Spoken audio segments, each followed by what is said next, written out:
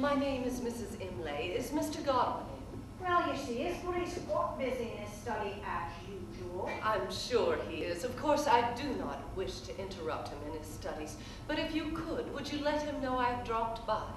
I'm returning his call, actually. Oh, actually? Well, I suppose I could inform him. What's the name? Imlay.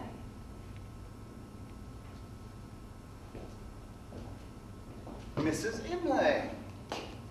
That's fine, Addy. I'll take it from here. Oh, Mrs. Imlay, to see you, sir. Right? So good of you to stop by. Wonderful, an unexpected visitor. Thank you, but if this is not a good time, please let me No, know. no, no. Honest. Truly, this is fine. I was just looking over a few pages of, well, that's not important. Just do, make yourself at home. I have recently returned from a kind of self-imposed retreat in the countryside. Sounds wonderful. Where'd you go? Sunny Berkshire. I stayed with an old dear friend, Mrs. Cotton, whom I have not seen since childhood. You must have had a lot of catching up to do then. Memories and all. Some. A little. Mostly, it was a time for me to rest and think. I love thinking. Reflecting. Uh-huh. Yes, I did visit the Christies, hoping to see you there and talk with you about your book. Well, of course you were away.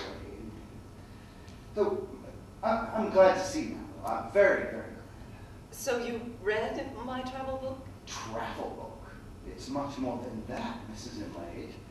I have to say, it reads honest, and I've never read anything so heartfelt that excited so much feeling. You liked it then? Oh, much more than that. I thought it was beautiful. Mr. Godwin, I thought I knew you to be incapable of overstating praises and very much above flattery. Flattery? Not at all. You'll never hear flattery from me. Not even a little. Oh, you would not want that. Surely not.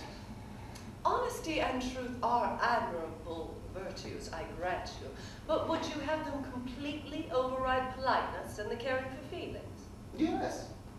The greater good, or in this case, the greater truth, must lead the way with feeling second, if at all. Don't you agree? Huh.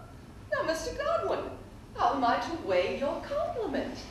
You confess you liked my work, yet you do not allow me to enjoy your praises.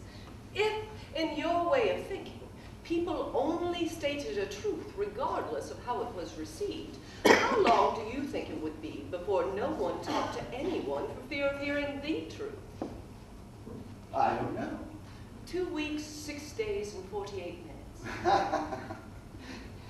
Yeah, it's a fair guess, and you made your point quite well in the process. You've complimented me again. Once more, and I shall have to leave. I'm sorry you're sincere. Can't you tell? No. Let me tell you a secret about us women, since I suspect you'll never read my book about women. We are human. Gracious. And like humans, we like to be loved.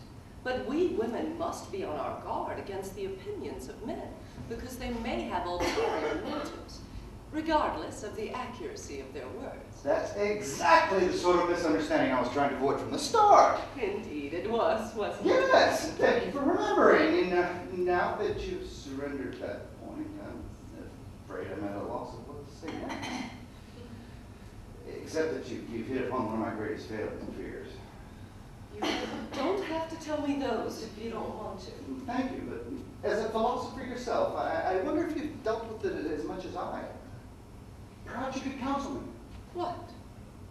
Well, to be straight to the point, the desire for fame.